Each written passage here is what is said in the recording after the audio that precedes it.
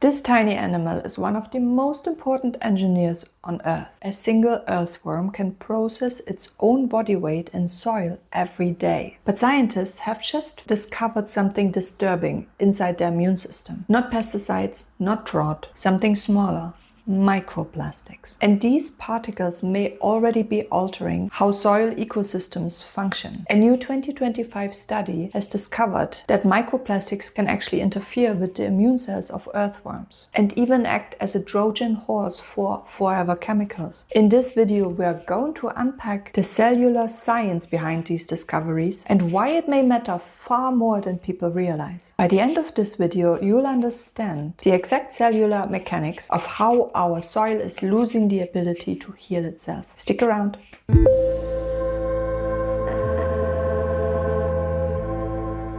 So you probably care about your garden, the food that you eat, or the staggering complexity of soil ecology. And you understand that if the foundation of the food web, the earthworm, fails, the whole house of cards is gonna come down. So let's have a look at a strange situation we have concocted and what the research is telling us. Microplastics don't usually kill earthworms outright.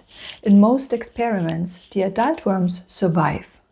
So at first glance, the soil looks completely normal.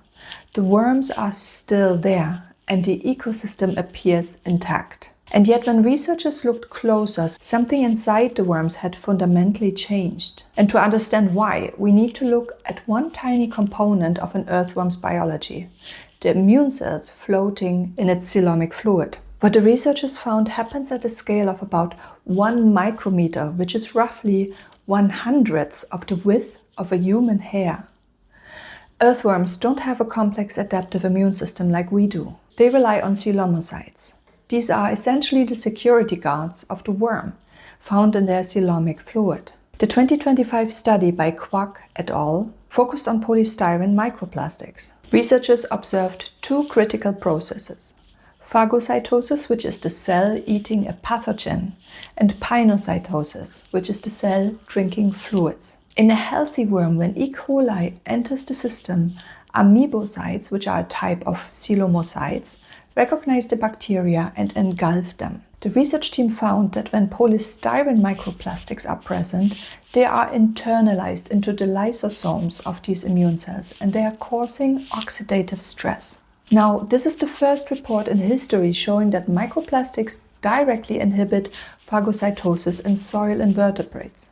The cells become so physically and chemically distracted by the plastic that they actually stop neutralizing the bacteria. And to make this easier to visualize, just imagine that you have a high-tech security system where the cameras are so pelted with glitter that they can't actually see the burglars walking through the front door. The glitter isn't technically poisoning the camera, but it is making it functionally useless. So now at this point, you might be thinking, okay, a worm's immune system is compromised. The immune cells are stressed, but why does that really matter? Well, this matters because earthworms aren't just another species in the soil.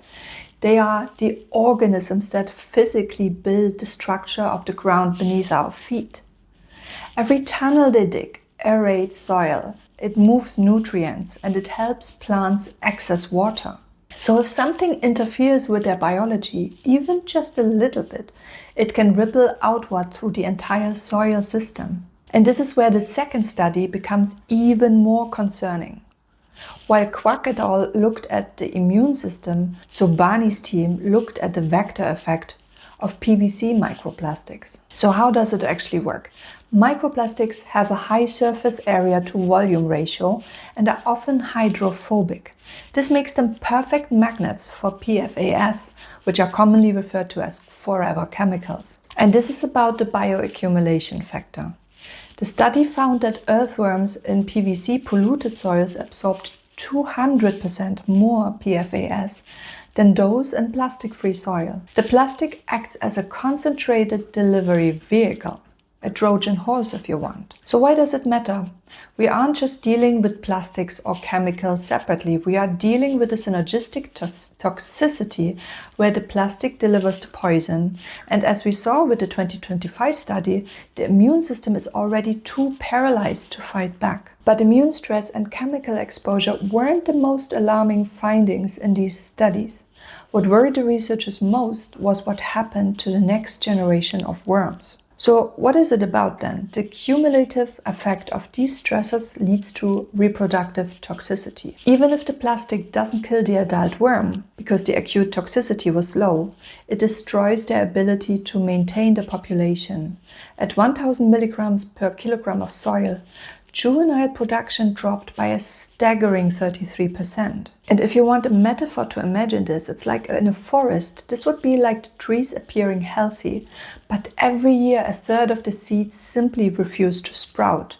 Eventually, the forest vanishes, even though no one saw a single tree dying. So what these studies are showing us is something that isn't immediately obvious, but it is important in the longer term. Microplastics aren't just passive pollutants sitting in the soil. They can interfere with the immune system of the organisms that keep soil ecosystems functioning, and even deliver toxic chemicals directly into their bodies. In other words, the ground beneath our feet isn't just dirt, it's a living biological system, and we are interfering with its ability to defend itself. So, what should we do with this information? One small step you can take today, especially if you garden or keep houseplants, is to avoid synthetic soil conditioners or plastic-coated slow-release fertilizers. These are often essentially pre-made microplastics delivered directly to the earthworms in your care. And at a policy level, these studies reinforce why regulation on PFAS and PVC matters so much. These are the two big baddies in the studies we discussed today. So support legislation that targets PFAS and PVC specifically. Transformation starts with understanding the cellular mechanics, which you now do. And following this trail of thought, why we should be concerned about microplastics in our soils further, because the next question scientists are asking is even more unsettling.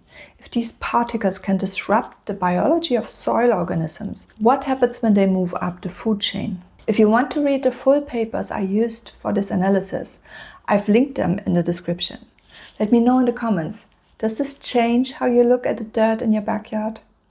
Would you like me to do a deep dive into how these plastics eventually end up in our own bloodstream next? Thank you for joining me today. See you again soon.